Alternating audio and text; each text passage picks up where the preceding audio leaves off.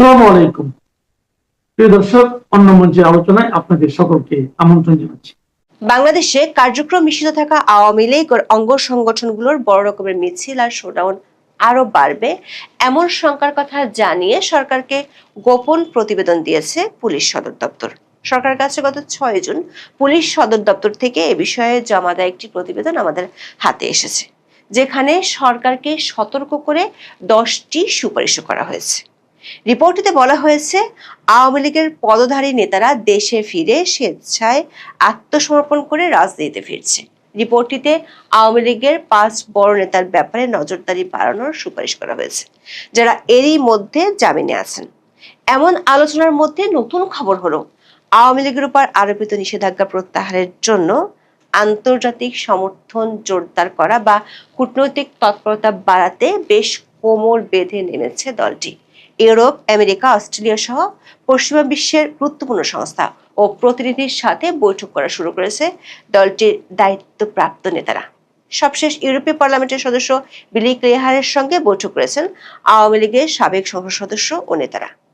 তার একদিন আগে আয়ারল্যান্ডের প্রধানমন্ত্রী মাইকেল মার্টিনের সঙ্গে সাক্ষাৎ করেছেন দলটির নেতারা। দলটির নেতারা বলছেন, দেশে ফেরার নীরব প্রস্তুতির বড় একটি অংশ হিসেবেই তারা এই আন্তর্জাতিক তৎপরতা বাড়িয়েছেন। বিস্তারিত জানতে চলুন যাওয়া যাক বিশ্লেষণে।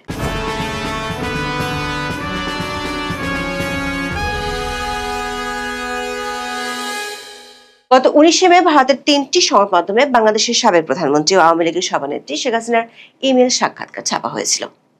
ওই সাক্ষাৎকারগুলোতে তিনি প্রথমবারের মতো বাংলাদেশে ফিরে বিচারের মুখোমুখি হওয়ার কথা বলেন। কিন্তু একদিকে সরকার নির্বাহী আদেশে তার দলের কার্যক্রম নিষিদ্ধ আছে, অন্যদিকে তার উপর ঝুলছে বাংলাদেশের আন্তর্জাতিক অপরাধ ট্রাইব্যুনালের দেয়া ফাঁসির দণ্ড।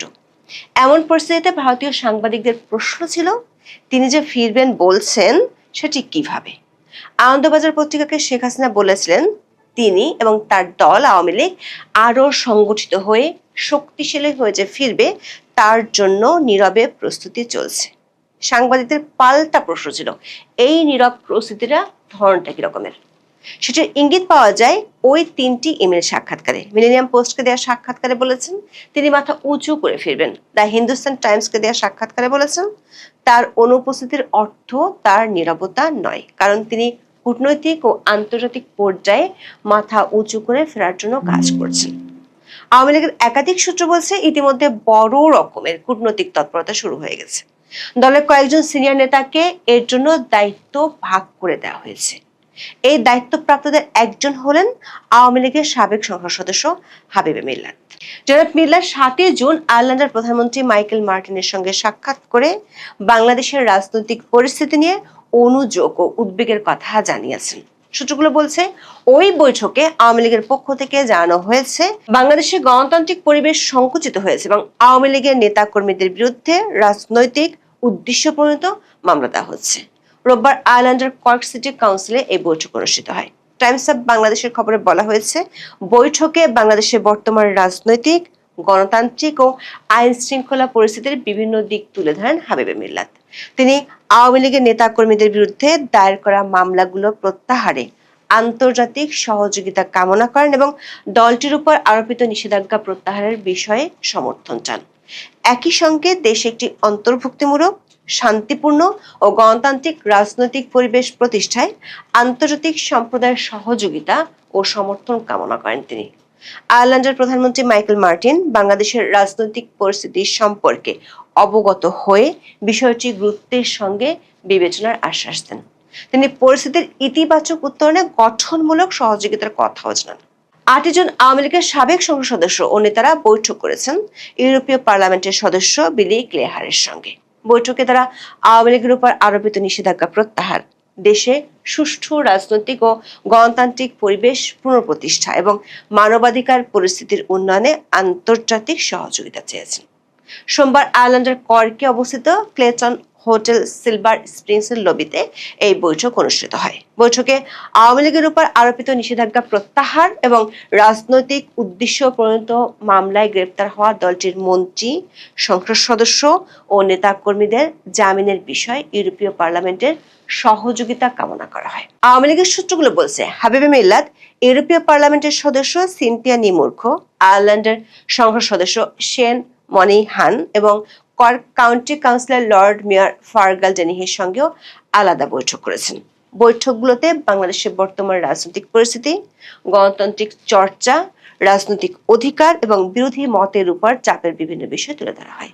সংশ্লিষ্ট ব্যক্তিরা বিষয়গুলো গুরুত্বের সঙ্গে বিবেচনা এবং প্রয়োজনীয় সহযোগিতার আশ্বাস দিয়েছেন বলে টাইমস অব বাংলাদেশের খবরে বলা হয়েছে। দলটির নেতারা বলছেন, দলটির শীর্ষ কয়েকজন নেতার নেতৃত্বে আমেরিকা, অস্ট্রেলিয়া, ইংল্যান্ড, জার্মানি ও ফ্রান্স এবং কানাডার মতো শক্তিশালী পশ্চিমা দেশ এবং বিভিন্ন সংস্থার প্রধানদের সাথে এ মাসেই বৈঠক অনুষ্ঠিত হবে। এদিকে বাংলাদেশের গণমাধ্যম সহ রাজনৈতিক অঙ্গনে আওয়ামী লীগ ও শেখ হাসিনার ফেরা নিয়ে আলোচনা বেশ জোরদার হচ্ছে। বিশেষ করে প্রথমে চট্টগ্রাম, পরে নোয়াখালী ও কুমিল্লাতে কার্যক্রম নিষিদ্ধ থাকা আওয়ামী লীগ ও এর অঙ্গ সংগঠনগুলোর বড় মিছিল ও শোডাউন ব্যাপক হারে বাড়ার পর এই আলোচনা চলছে সবখানে। পুলিশ সদর দপ্তরের পক্ষ থেকে 6 জুন সরকারের শীর্ষ মহলে এ নিয়ে একটি প্রতিবেদন পাঠানো হয়েছে। প্রতিবেদনটি আমাদের হাতে এসেছে। প্রতিবেদনটিতে বলা হয়েছে, আগামী 11 জুন শেখ হাসিনার কারামুক্তি দিবস। দিবসটিকে কেন্দ্র করে তারা বড় ধরনের শোডাউন করতে পারে। প্রতিবেদনটিতে পুলিশ 4টি পর্যবেক্ষণ দিয়েছে। তার মধ্যে একটি হলো, সাম্প্রতিক সময়ে আওয়ামী লীগের প্রয়াত নেতা ইঞ্জিনিয়ার মোশাররফ হোসেন, তোফায়েল আহমেদ এবং একেএম রহমাতুল্লাহ জানা যায় যে জনসমাগম হয়েছে তাতে বোঝা যাচ্ছে দলটি বিপুল জনসমর্থন ফিরে পাচ্ছে এবং তারা সাংগঠনিকভাবে উজ্জীবিত হচ্ছে। আর এই উজ্জীবিত করার জন্য সবচেয়ে বেশি ভূমিকা রাখছেন দলটির সভানেত্রী নিজেই। সবশেষ পর্যবেক্ষণটি হলো, দলটির নেতারা দেশে ফিরে রাজনীতিতে সক্রিয় হচ্ছেন ব্যাপকভাবে। পুলিশের রিপোর্টে বলা হয়েছে, চলতি বছরের 1 জানুয়ারি থেকে 15 মে পর্যন্ত আওয়ামী লীগের পদস্থ 129 জন নেতা দেশে ফিরে স্বেচ্ছায় আত্মসমর্পণ করেছেন। তাদের অনেকের জামিন পেয়ে রাজনীতিতে সক্রিয় হয়েছেন। পুলিশ রিপোর্টটিতে একটি ম্যাপ দিয়ে 16টি স্থান নির্দেশ করে সরকারকে বলেছে, এসব স্থানে সামনের কয়েকটি দিনে আওয়ামী লীগের তৎপরতা ব্যাপক হারে বাড়তে পারে। পুলিশের রিপোর্টটিতে এরই মধ্যে জামিনে মুক্ত হওয়া আওয়ামী লীগের 5 জন বড় নেতার রাজনৈতিক তৎপরতা নজরদারিতে রাখার সুপারিশ করা হয়েছে। এরা হলেন সাবের হোসেন চৌধুরী, আব্দুল লতিফ সিদ্দিকী, অবসরপ্রাপ্ত major general Salauddin Miazi, doctor Shirin Sharmin Chowdhury ও নারায়ণগঞ্জের সাবেক মেয়র সেলিনা হায়াত আইভী। সরকার একটি সূত্র বলছে, দেশে যে আওয়ামী লীগের তৎপরতা সেটিকে পুলিশ বা রাজনৈতিকভাবে হ্যান্ডেল করা সরকারের জন্য অনেক সহজ, কিন্তু আন্তর্জাতিক মহলে এমনিতেই বিগত নির্বাচনটি অন্তর্ভুক্তিমূলক না হওয়া নিয়ে অনেকের আপত্তি আছে। কমনওয়েলথ ও ইউরোপীয় ইউনিয়ন সহ আন্তর্জাতিক সংস্থাগুলোর বাংলাদেশের অন্তর্বর্তী সরকার আমল থেকেই আওয়ামী লীগের কার্যক্রম নিষিদ্ধের বিষয়টি নিয়ে কড়া আপত্তি ছিল। বিষয়টি নিয়ে তারা নির্বাচনের আগে বাংলাদেশের বর্তমান ক্ষমতাসীন বিএনপি সহ একাধিক পক্ষের সাথে তখন বৈঠক করেছিল। এখন আওয়ামী লীগের এই কূটনৈতিক তৎপরতা শুরু হওয়ায় বিষয়টি সরকার উপর মহলকে ভাবিয়ে তুলেছে। বিশেষ করে বাংলাদেশের আইন শৃঙ্খলা ও মানবাধিকার পরিস্থিতির উন্নতি না হওয়ায় সরকার এই চিন্তা আরো বাড়াচ্ছে।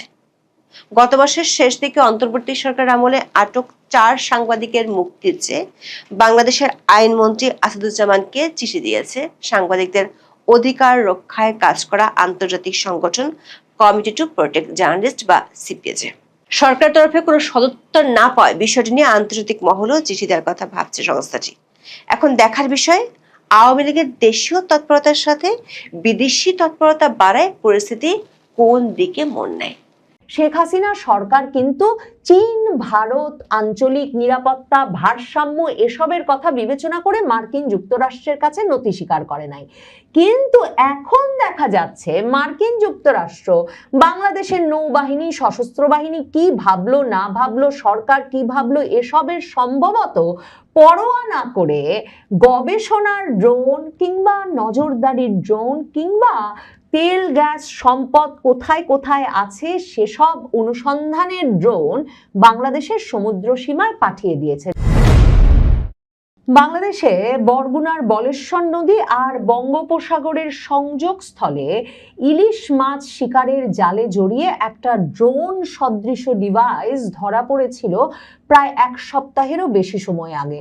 বঙ্গোপসাগরের মতো এতটা একটা উচ্চ উচ্চ স্পর্শকাতর অঞ্চলে, যেটাকে আঞ্চলিকভাবে, ভৌগোলিকভাবে, বৈশ্বিকভাবে নিরাপত্তাজনিত কারণে অত্যন্ত স্পর্শকাতর বলে বিবেচনা করা হয়, সেখানে আমাদের সমুদ্র সীমার ভেতরে এমন একটা ড্রোন সদৃশ ডিভাইস পাওয়ার পরেই এ নিয়ে একটা আলোড়ন সৃষ্টি হয়েছিল। তবে বিস্ময়কর ব্যাপার হচ্ছে, এক সপ্তাহের বেশি পেরিয়ে গেলেও বাংলাদেশের সশস্ত্র বাহিনী, সরকার, নৌবাহিনী কারো তরফে এখন পর্যন্ত কোনো ব্যাখ্যা হাজির করা হয় নাই যে এরকম একটা ড্রোন সদৃশ ডিভাইস কি করে বাংলাদেশের সমুদ্র সীমায় নৌবাহিনী, সরকার কারো জানার বাইরে ঢুকে পড়তে পারলো। ইলিশ মাছ শিকারে যাওয়া জেলেদের জালে 31শে মে সন্ধ্যায় এই ড্রোনটি আটকা পড়ে এবং তার পরপরই ড্রোনটি পাথরঘাটা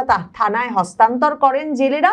বলা হয়েছিল তখন যে সন্ধ্যায় যখন বলেশ্বর নদী আর বঙ্গোপসাগরের সংযোগস্থলে মাছ শিকার করছিলেন জেলেরা যখন জাল টেনে তুলছিলেন, তখন জালে পেঁচানো অবস্থায় লাল রঙের একটা যান্ত্রিক বস্তু উঠে আসে।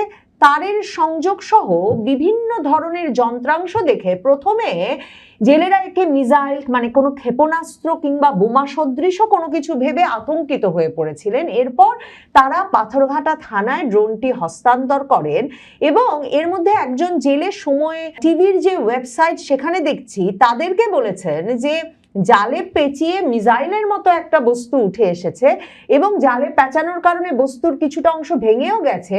তারা তাড়াতাড়ি পাথরঘাটা থানায় তখন সেটা হস্তান্তর করেছেন।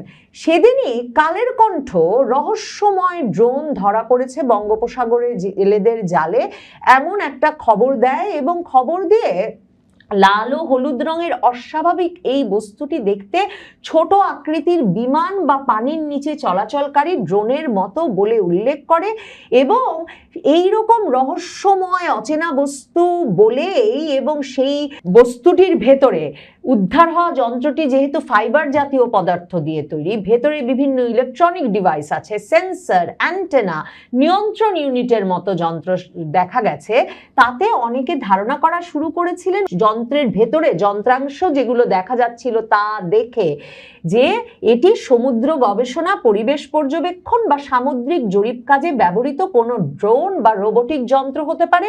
এটি কোথা থেকে এসেছে, কি কাজে ব্যবহৃত হতো সে বিষয়ে কোনো নিশ্চিত তথ্য 1 জুন যখন পত্রপত্রিকাগুলো এ খবর দিয়েছে তখন পর্যন্ত জানা যায় নাই। কিন্তু সন্দেহ শুরু হয়ে গেছিল যে এটি সমুদ্র গবেষণার কোনো বস্তু অথবা বিদেশি সংস্থার সামুদ্রিক পর্যবেক্ষণ ডিভাইস বলে ধারণা করা যায়।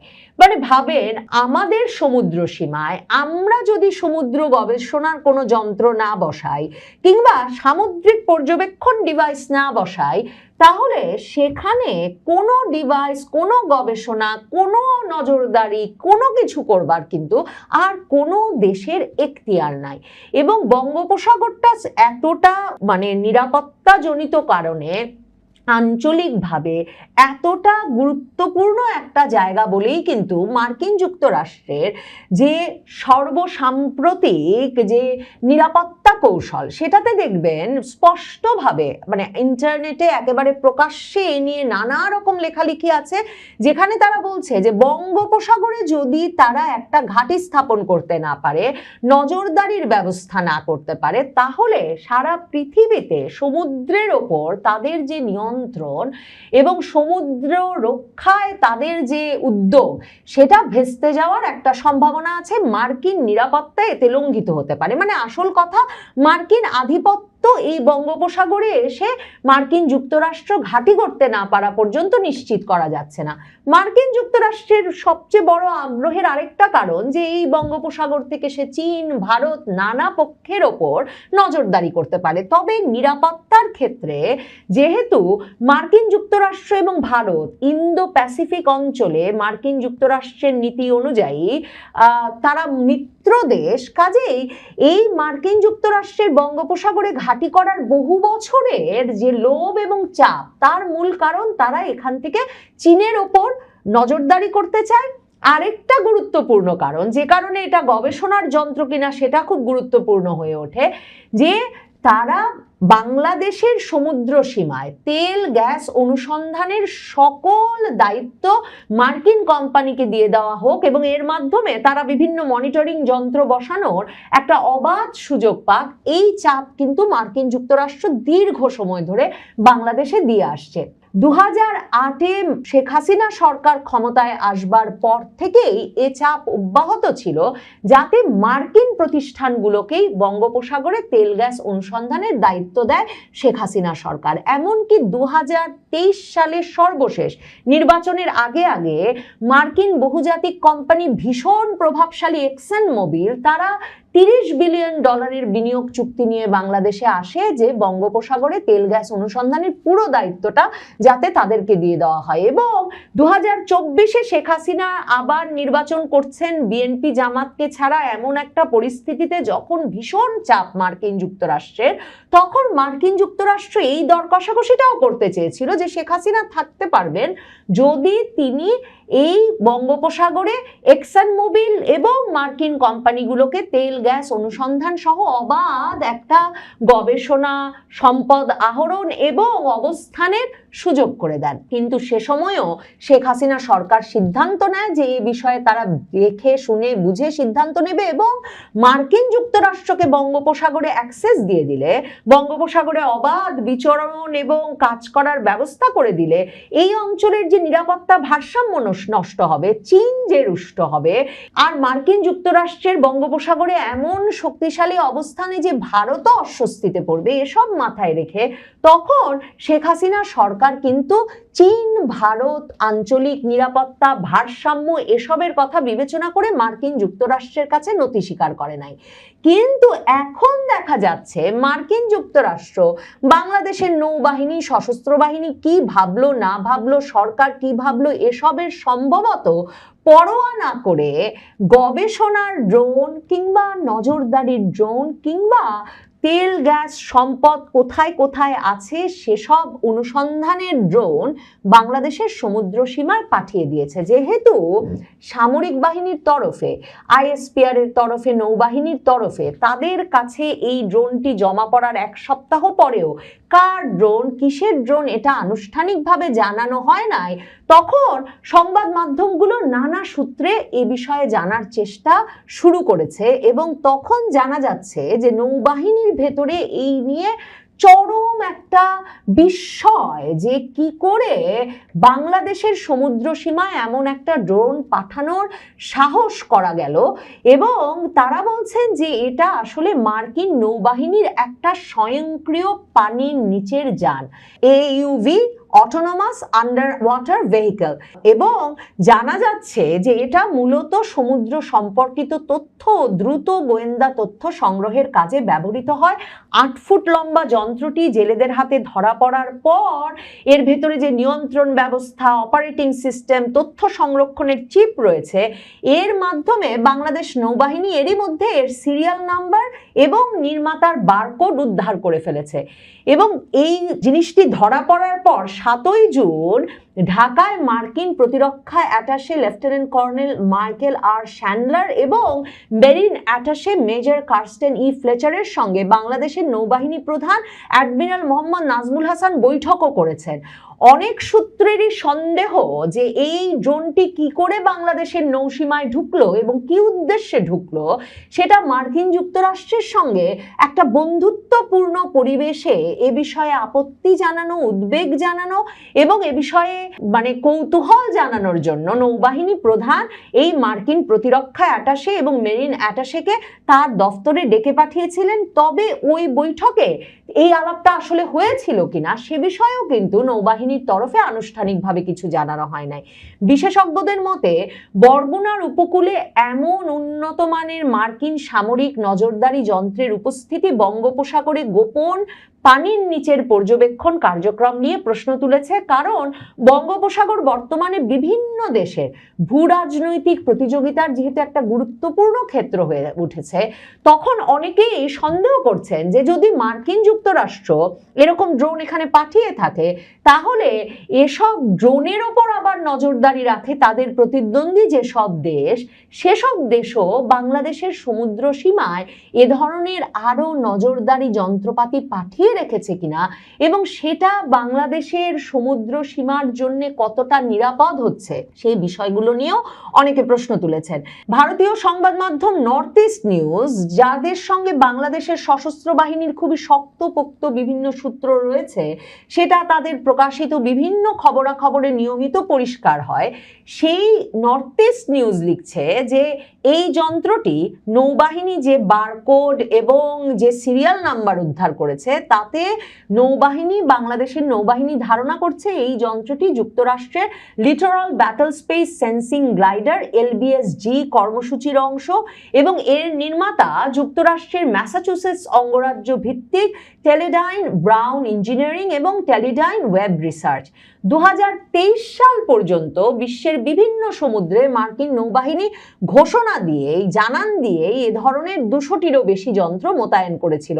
বর্তমানে সংখ্যাটা আরো বেড়েছে বলে এখন ধারণা করা যাচ্ছে যে অনেক আনডিসক্লোজ লোকেশন, মানে যেসব জায়গার কথা জানায় নাই মার্কিন বাহিনী, সেসব জায়গায়ও এই ড্রোন তারা পাঠিয়ে রেখেছে। এবং এই যন্ত্র কি কাজ করে জানা যায় যে এই গ্লাইডার বা স্বয়ংক্রিয়ভাবে চলমান এই ভেহিকেলগুলো সমুদ্রের বিভিন্ন গুরুত্বপূর্ণ তথ্য যেমন সরবরাহ করে, যে পানির তাপমাত্রা কত, লবণাক্ততার মাত্রা কত, পানির স্বচ্ছতা কত, সমুদ্র তলের অবস্থা কত, মানে মনে রাখবেন এমনকি কোন যুদ্ধ জাহাজ কোন উপকূলে পাঠানো যাবে, কোথায় পাঠানো যাবে, কি ধরনের যন্ত্রের মাধ্যমে কত দূর পর্যন্ত নজরদারি করতে হবে, সেসবের জন্যও কিন্তু এই তথ্যগুলো অত্যন্ত গুরুত্বপূর্ণ। এবং এসব তথ্য ব্যবহার করা হয় এরপরে নৌবাহিনীর অভিযান পরিচালনায়, সাবমেরিন শনাক্ত ও মোকাবেলায়, সমুদ্রে পাতা মাইন শনাক্ত ও নিষ্ক্রিয় করতে, সোনার ব্যবস্থার কার্যকারিতা বাড়াতে, এবং মার্কিন নৌবাহিনী অনেক সময় হেলিকপ্টার থেকেও সমুদ্রে এসব গ্লাইডার ফেলে দেয়। 2023 সালে তারা হেলিকপ্টার থেকে সফলভাবে একটা টেলিডাইন স্লোকাম গ্লাইডার সমুদ্রে নামানোর প্রদর্শনীও করেছিল। মধ্যপ্রাচ্যের উপসাগরীয় অঞ্চলে হরমুজ প্রণালী, বাব আল মান্দের প্রণালী, সুয়েজ খাল এলাকায়, আইসল্যান্ড উপকূলে, ইউরোপের বিভিন্ন নৌমহড়ায় এবং 6000 মিটার পর্যন্ত গভীর সমুদ্রে জরিপ কাজ চালাতে এই যন্ত্রটি মার্কিন নৌবাহিনী ব্যবহার করে থাকে বলে তথ্য পাওয়া যায়। এখন কোন সামরিক গোয়েন্দা কাজে কিংবা কি ধরনের তথ্য সংগ্রহের উদ্দেশ্যে কিংবা বঙ্গোপসাগরে কোন আধিপত্য বিস্তারে মার্কিন নৌবাহিনী বাংলাদেশের সমুদ্র সীমায় এই ড্রোন পাঠালো, সেটা নিশ্চিতভাবেই একটা প্রশ্ন বটে। তবে তার চেয়েও বড় প্রশ্ন যে বাংলাদেশ সরকার মার্কিন যুক্তরাষ্ট্রের কাছে এ বিষয়ে তথ্য বা জবাবদিহিতা আদায়ের ক্ষেত্রে কি করবে। কারণ এ বিষয়ে যদি বাংলাদেশ সরকারের কাছে যথেষ্ট তথ্য নাও থাকে, নিশ্চিতভাবেই তারেক রহমান সরকার ঘনিষ্ঠ হতে চাইছেন যে চীন সরকারের সঙ্গে, কিংবা দ্বিপাক্ষিক সফরে যাওয়ার কথা ভাবছেন। বাংলাদেশের সেনাবাহিনীও চীনের সেনাবাহিনীর সঙ্গে ঘনিষ্ঠতা ক্রমাগত বাড়াচ্ছে। চীন এই বিষয়টিকে কিছুতেই ভালো চোখে দেখবে না, এবং এই প্রশ্নগুলোর উত্তর, মানে মার্কিন যুক্তরাষ্ট্রের ড্রোন কি করে বাংলাদেশের সমুদ্র সীমায় ঢুকতে পারলো এবং বাংলাদেশ সরকার, বাংলাদেশ নৌবাহিনী এ বিষয়ে কি ব্যবস্থা নিল, চীন নিশ্চিতভাবেই সেটা জানতে চাইবে।